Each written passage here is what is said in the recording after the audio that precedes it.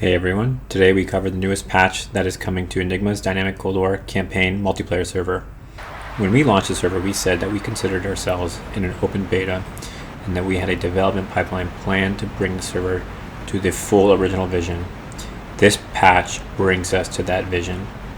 If this is your first time here, this channel focuses on multiplayer sim gameplay, so if you're into that, please subscribe. This patch breaks down into several major parts, so let us go through them. The first is the actual stat system. We were originally intending on making a website with a stat system, but after discovering Special K's stat system, we realized that we could use this instead, and it lives within Discord. This stat system records everything that is going on in game, and we've had it on since February 15th. There is functionality for players to be able to make Discord bot commands to get predetermined slices of data shown to them. These slices right now are very basic, and we hope to have more of them in the future, but for now the important thing with the stat system is that it's tracking performance of everything right now. This will help us to make sure that we are making decisions that maintain the balance of the server. This stat system is the backbone that powers many of the new features from this patch. One of these would be the F-14 and Mig-29 slots. The way that these slots work is that you will need to have 10 points to be able to access these slots. Points can only be gained by killing ground targets or intercepting the AI bombers.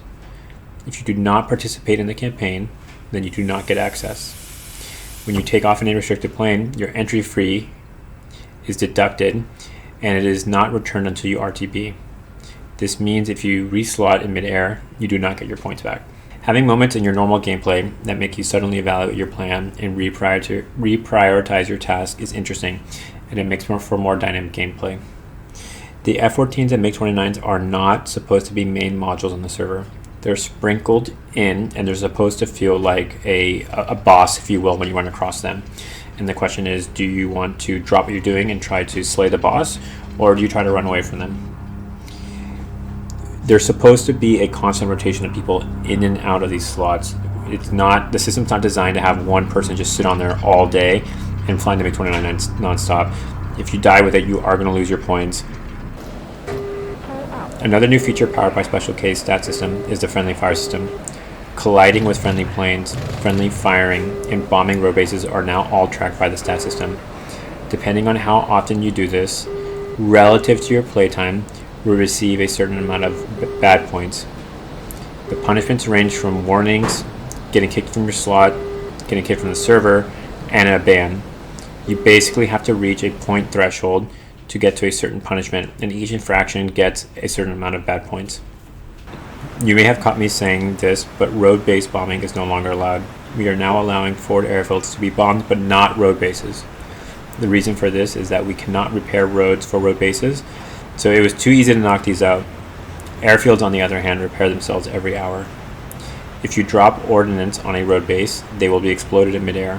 If you drop too low, then you will get blown up with it. Your name will be logged and you will get a severe punishment for bombing a road base. Now, even though road bases can no longer be bombed, they can still be closed down. This is a new feature. This is done by helicopter infantry inserts. One infantry squad that is inserted within RTV range of a road base will close the road base down for 30 minutes. If an infantry squad is dropped at a road base, when there are enemy troops within 3 kilometers of the road base, the infantry will prioritize those units and not the closing of the road base. This gives a new task for helicopter pilots to do and makes for more interesting gameplay where they can close down road bases and quite literally shut down spawn areas. Just a general warning to players, if you are trying to engage infantry near a road base, please be careful with rockets, as this may get caught by the road base protection system. These are the new major features coming out in the patch. We are working toward QAing it and sussing out any bugs that we can potentially find. We hope to have the patch ready in the next week or two. I would like to thank the staff for their time and dedication to the project, and I would also like to thank additional contributors like Rooney Jones and Special K, who have made community systems that we have adopted and integrated onto the server, like Overlord and the Discord stat system. After we release, we will be working on a very large internal project, which we have been needing to do, which is the refactor of the code. This will take quite a long time, and it'll require us to rewrite everything. But this makes the code more portable. So basically, this is a prerequisite for us to do before adding in additional maps like Syria. So this is a heads up that we will be quiet in the foreseeable future while we tinker around with this. If you would like to help support the server, please consider donating to the Patreon. Additionally, this channel acts as a mouthpiece for the server. So to reach a larger audience, please consider liking and subscribing. Thank you, and see you all on the server.